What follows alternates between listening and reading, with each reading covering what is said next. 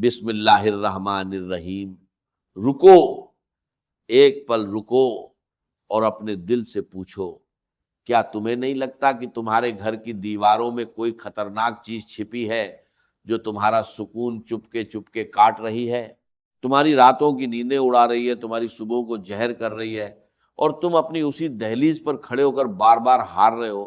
یہ کوئی سامانیہ بات نہیں ہے، یہ تمہاری زندگی کی سب سے بڑی لڑائی ہے۔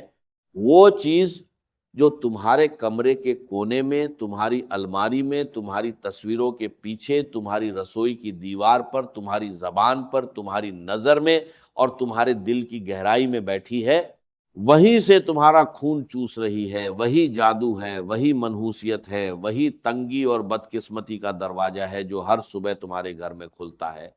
اگر تم نے آج یہ نہیں پہچانا تو جان لو کہ تمہارا گھر اب تمہارا نہیں رہا، یہ بدقسمتی، تنگی، نیگیٹیوٹی اور جنات کی امانت بن چکا ہے۔ یہ کوئی مذاق نہیں، یہ تمہاری روح کی جنگ ہے۔ ہر گھر میں وہ ایک چھوٹی سی چیز موجود ہے جو دھیرے دھیرے تمہاری خوشیوں کو نگل رہی ہے، تمہارے چہرے کی رونق اتار رہی ہے، تمہاری بیوی کو روتی چھوڑ رہی ہے، تمہارے بچوں کو پریشان کر رہی ہے، تمہاری ماں کے دل کو دکھا رہی ہے، اور تم بیٹھے ہو، سوئے ہو، غافل ہو، تمہیں پتہ بھی نہیں کہ تمہاری زندگی کا سب سے بڑا دشمن تمہاری ہی چھت کے نیچے سانس لے رہا ہے۔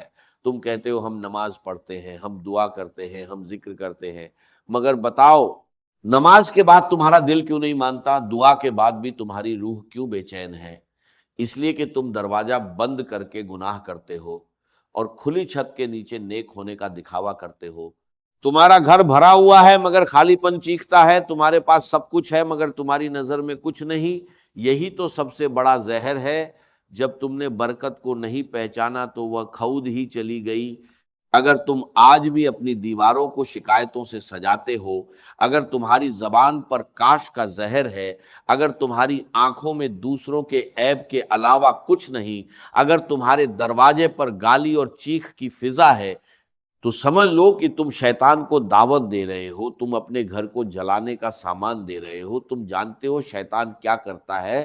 وہ تمہاری زبان سے شروع کرتا ہے، تمہاری نظر سے داخل ہوتا ہے، تمہارے کانوں سے بڑھتا ہے اور تمہارے دل میں گھر بنا لیتا ہے، اور پھر جب تم بیٹھے ہوتے ہو، اکیلے ہوتے ہو، تب وہ تمہیں بتاتا ہے کہ تم کتنے کمزور ہو، کتنے غریب ہو، کتنے بدنصیب ہو، کتنی کمیاں ہیں تم میں۔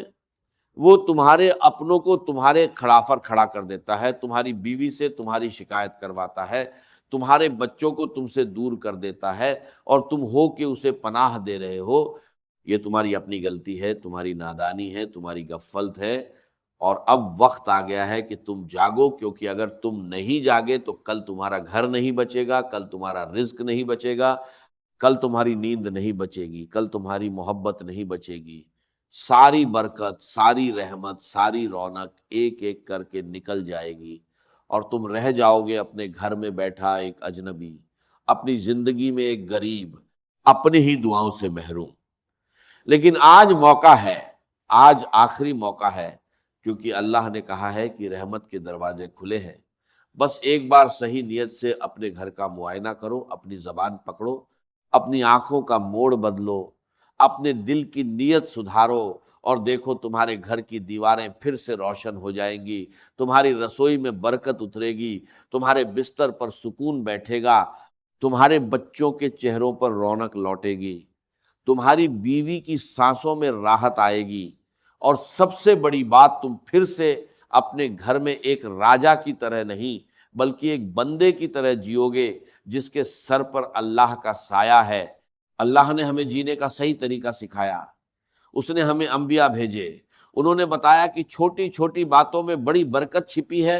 وہ کبھی شکایت نہیں کرتے تھے، کبھی اپنی نعمتوں کو چھوٹا نہیں سمجھتے تھے، وہ اکٹھے کھاتے تھے، صبح جلدی اٹھتے تھے، ہر کام بسم اللہ سے شروع کرتے تھے، اور ان کے گھروں میں شیطان کو راستہ نہیں ملتا تھا۔